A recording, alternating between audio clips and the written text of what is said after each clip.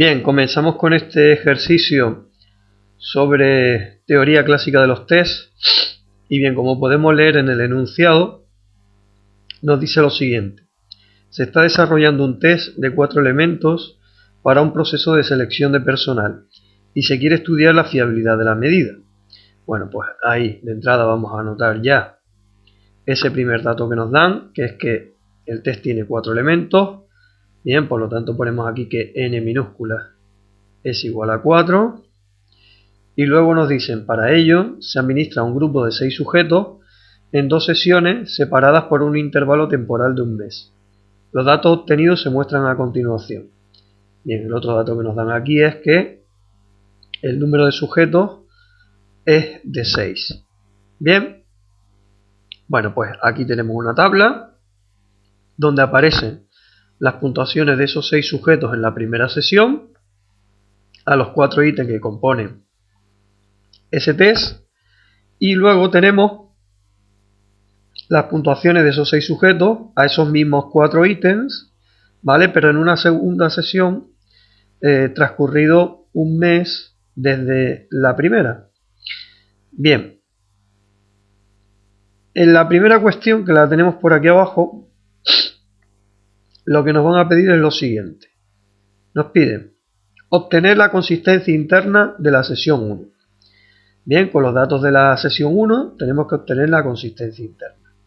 Bien, aquí si se fijan entre paréntesis les he puesto que la consistencia interna de la sesión 2 lo vamos a dejar para que ustedes puedan practicar. Bien, ejercicio para practicar, sesión 2, y aquí les he puesto el resultado, bien, que es de 0,615 en el caso de la sesión 2. Pero bueno, el procedimiento de cálculo va a ser igual que el que voy a desarrollar ahora para la sesión 1. Bien, con lo cual sencillamente tienen que repetir el mismo procedimiento y verán que el resultado que deberían obtener será de 0,615 aproximadamente. Bien, bueno, comenzamos a obtener la consistencia interna de la sesión 1. Para ello, lo primero que vamos a hacer es obtener las puntuaciones totales de la sesión 1. Bien, que aquí lo vamos a representar con la letra X1. Bien, las puntuaciones totales de la sesión 1 pues son simplemente la suma por filas de las puntuaciones de cada uno de los sujetos. Aquí vemos que el primer sujeto tiene un 3, el segundo también tiene un 3, el tercero tiene un 0, el cuarto tiene un 2, el 5 tiene un 0 y el sexto pues tiene un 2. Bien, para obtener la consistencia interna podemos utilizar la ecuación de alfa de Cronbach o podemos utilizar también los casos particulares de alfa de Cronbach para ítems dicotómicos, como son Kr20 y Kr21. Recordar aquí que para aplicar Kr20 lo único que se tiene que cumplir es que los ítems sean dicotómicos, como lo que ocurre aquí.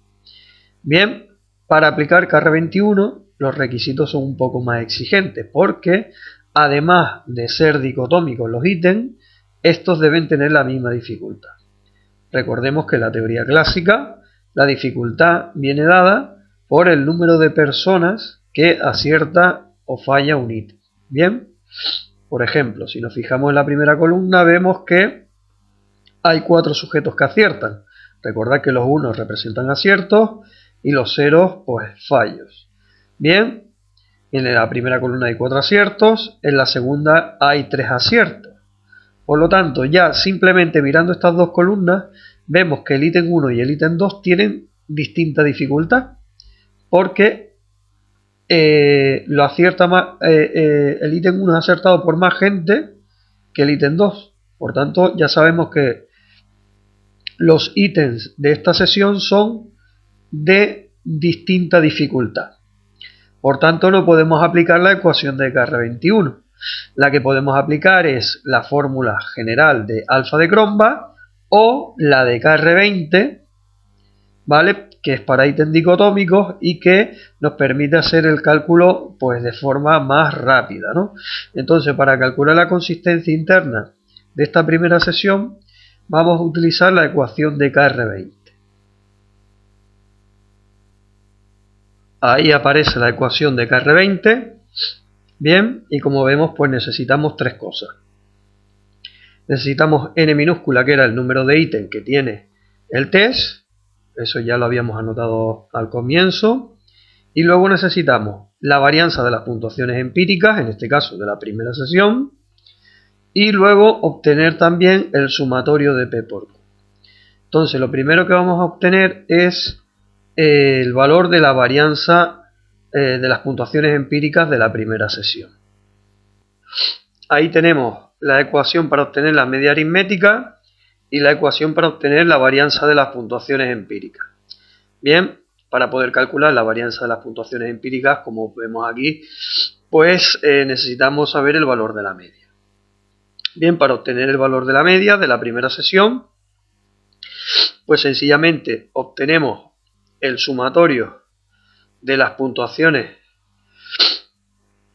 en la primera sesión, que sería sumar esta columna de aquí. Bueno, pues si sumamos los 6 valores que tenemos ahí, pues tenemos que esto es 3 y 3, 6, 8, 10. Sería la suma. En el numerador aquí vamos a poner 10, dividido por n, que es el número de sujetos, que hemos dicho que es 6. Esto nos da una media aritmética de aproximadamente 1,667. Bien, para obtener la varianza, además de conocer la media, tenemos que calcular este sumatorio que viene aquí, el sumatorio de x sub i al cuadrado. Bien, si vamos a la tabla principal, pues podemos aquí, en este espacio que nos ha quedado aquí libre, pues crear otra columna que vamos a representar con x sub 1 al cuadrado. Entonces lo único que tenemos que hacer es elevar al cuadrado los valores que tenemos aquí. 3 al cuadrado, que es 9, 3 al cuadrado, que es 9, 0 al cuadrado, que es 0, 2 al cuadrado, que es 4, 0 y 4. Bien, si hacemos la suma de esta columna, pues tenemos que 9 y 9 son 18, más 8, que sería 4 más 4, pues son 26. Por tanto, la suma de esta columna son 26. Bien, entonces, aquí abajo ya podemos obtener el valor de la varianza, que sería un cociente, donde en este caso en el numerador va a ir 26, dividido por el número de sujetos que hemos dicho que era 6, menos la media al cuadrado, que habíamos dicho que era de 1,667 elevado al cuadrado, ¿no? Bien, si hacemos esta operación, tenemos que el valor aproximado de la varianza es de 1,554. Bien, bueno, pues con esto ya tenemos el valor de la varianza que nos hacía falta aquí para calcular el KR20, y ahora lo que nos falta calcular es el sumatorio de P por Q. Bien, para obtener el sumatorio de P por Q, lo que vamos a hacer es lo siguiente. En la tabla principal vamos aquí a crear 3 filas adicionales, donde vamos a poner, en la primera vamos a poner P, bien, en la segunda ponemos Q y en la tercera P por Q. Ahí aparecen las 3 filas y bien, aquí tenemos en la primera fila P, en la segunda Q y en la tercera P por Q. Aquí pues recordar que P se obtiene dividiendo el número de aciertos entre el número de sujetos, Q dividiendo el número de errores entre el número de sujetos y P por Q pues multiplicando los dos valores de estas dos filas anteriores. Recordar que P por Q nos da el valor de la varianza del ítem. Bien, entonces vamos a empezar con el ítem 1. El valor de P sería 1, 2, 3, 4 aciertos dividido entre 6. Por lo tanto aquí ponemos 4 dividido entre 6. Yo voy a utilizar fracciones porque pienso que se trabaja más rápido. Q, que sería el número de errores, sería 2 dividido entre 6. Y P por Q sería numerador por numerador, 4 por 2, 8 dividido entre 36, ¿no? En la segunda columna, como vemos, hay 3 aciertos. Por lo tanto, aquí tendríamos 3 de 6. Errores también sería 3 de 6. Y debajo, pues sería 3 por 3, 9 de 36, ¿no? Bien, vamos con la tercera columna. Es exactamente igual que la segunda. 3 de 6, 3 de 6 y 9 de 36. Bien, y en la última columna tenemos, pues vemos que no hay ningún acierto, por tanto el valor de P es 0 entre 6, 0, por tanto Q será 6 entre 6, 1, y P por Q será 0 por 1, 0. Bien, entonces lo que nosotros necesitábamos para obtener KR20 es el sumatorio de P por Q, que si se fijan aquí son sumar estas tres fracciones que tenemos aquí. Las tres fracciones tienen el mismo denominador, 36. Por lo tanto, el valor del sumatorio de P por Q será, lo vamos a poner aquí abajo, el sumatorio de P por Q va a ser una fracción donde en el denominador va a ir 36 y en el numerador va a aparecer 8 más 8 más 9. Bien, si hacemos esta operación, perdón, era 8 más 9 más 9. Bien, por tanto, vamos aquí a rectificar este valor. Este valor no sería 8, sino que sería 9.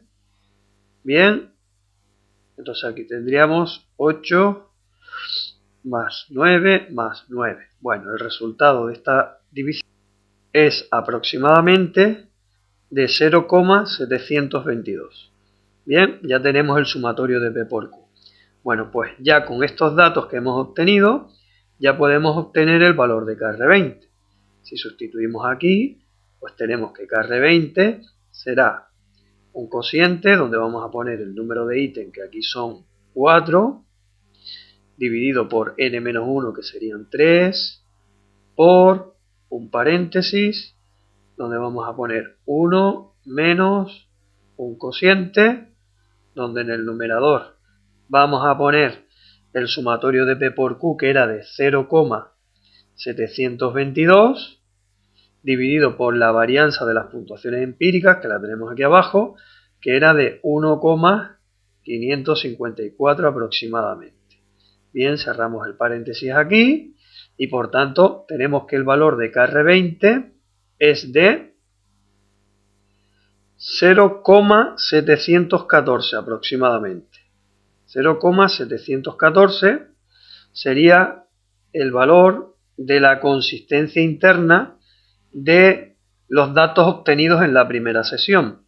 Bien, habitualmente, ¿cómo se interpreta la consistencia interna obtenida por KR20 o por alfa de Cronbach?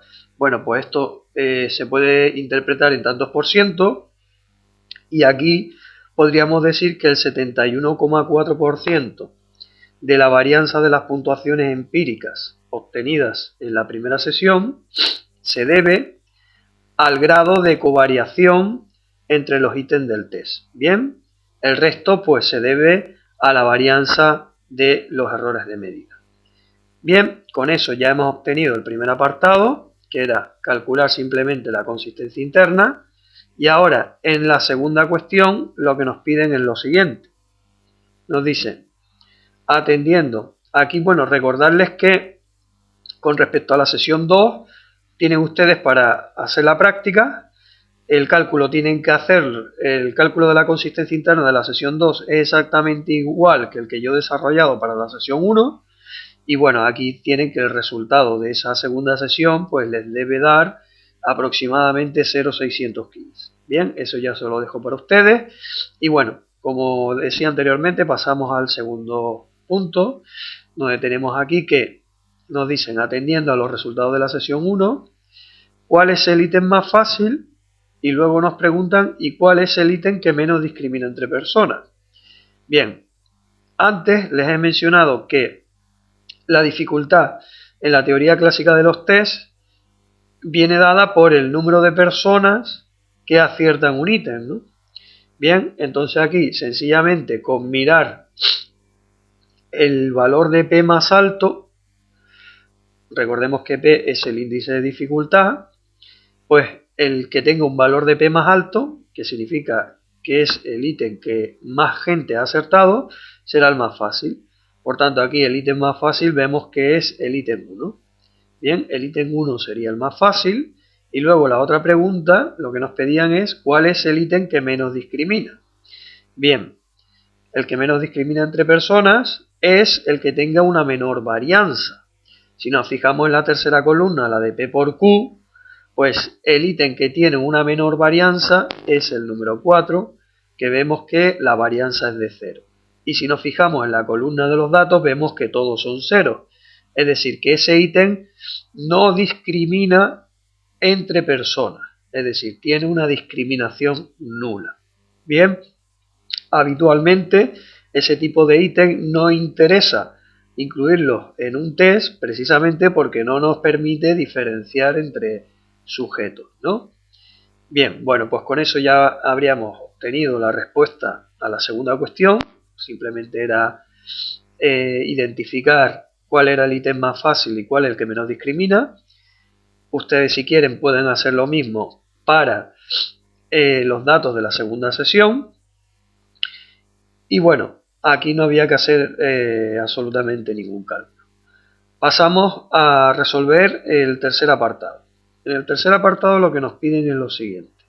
Nos dicen analizar la estabilidad temporal de las puntuaciones. Bien, cuando nos piden analizar la estabilidad temporal de las puntuaciones, lo que me están indicando es en qué grado, cuál es el grado de estabilidad que hay entre las puntuaciones obtenidas en la primera sesión y las puntuaciones totales obtenidas en la segunda sesión. Bien, eso es lo que se denomina el cálculo de la fiabilidad TR-test. Bien, la fiabilidad TR-test nos va a dar la estabilidad de la medida en un periodo de tiempo, bien, a lo largo de un periodo de tiempo. Bien, por tanto, para resolver esta tercera cuestión, lo primero que vamos a hacer es sacar las puntuaciones totales de la segunda sesión, que aquí vamos a representar como X2. Bueno, pues al igual que antes, vamos sumando por fila.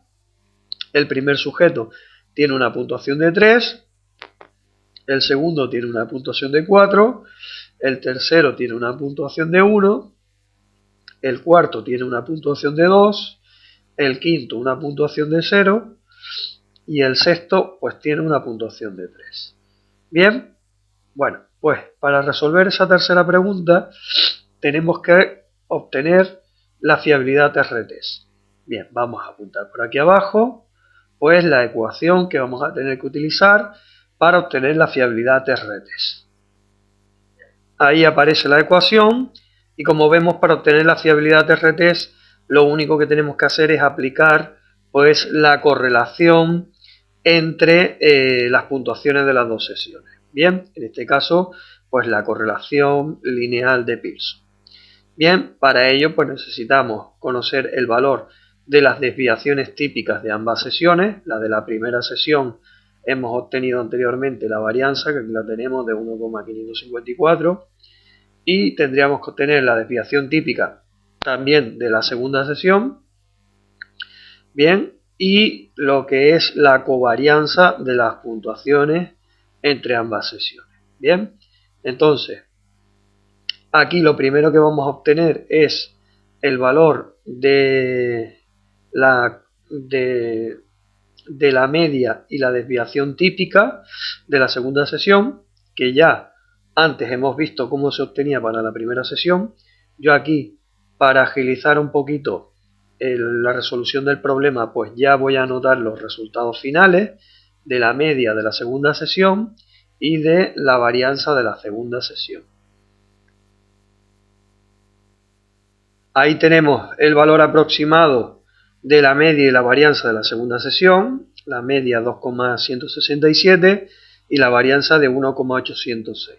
Bueno, lo siguiente que nos falta por calcular es la covarianza entre las dos sesiones. Bien, aquí tenemos debajo la ecuación para obtener la covarianza y como vemos, pues lo que necesitamos es el número de sujetos, que ya lo tenemos, las medias de ambas sesiones, que también las tenemos, y lo único que nos falta es el sumatorio de x1 por x2, ¿bien? De multiplicar las puntuaciones totales de ambas sesiones. Entonces, para obtener ese sumatorio, vamos aquí a hacer otra columna. Vamos a poner otra columna aquí al final y vamos a obtener ese sumatorio. Bien, ahí tenemos la columna, por lo tanto lo que tenemos que es multiplicar x1 por x2. O sea que sería 3 por 3, 9, aquí. En la siguiente sería 3 por 4, 12. En el siguiente 0 por 1, 0. Siguiente 2 por 2 son 4. 0 por 0, 0. Y por último 3 por 2, 6. Bien, si hacemos la suma de toda esta columna, tenemos que el resultado es de 31. Bien, por tanto, ya podemos pasar a obtener la covarianza y por tanto el coeficiente de fiabilidad TRTs. Bien, bueno, pues la covarianza sería un cociente donde en el numerador vamos a poner el sumatorio que hemos obtenido hace un momento, que hemos dicho que era de 31, dividido por el número de sujetos, que es 6, menos el producto de la media de la sesión 1, que habíamos dicho que era, la teníamos por aquí, de 1,667, 1,667, por la media de la sesión 2, que hemos dicho que es de 2,167. Si hacemos esta operación, tenemos que el valor aproximado de la covarianza es de 1,554. Bien, una vez que ya tenemos la covarianza, podemos calcular la fiabilidad TRTs. Bien, si sustituimos, pues aquí tenemos un cociente, donde en el numerador vamos a poner el valor de la covarianza, que es de 1,554, y en el denominador vamos a poner las desviaciones típicas de las dos sesiones. La de la primera sesión habíamos dicho que era de 1,554, por lo tanto aquí vamos a poner la raíz de 1,554 multiplicado por la raíz de 1,806, que era la varianza de la segunda sesión. Bien, si hacemos esta operación, tenemos que la fiabilidad TRTs es de 0,928 aproximadamente. Bien, bueno,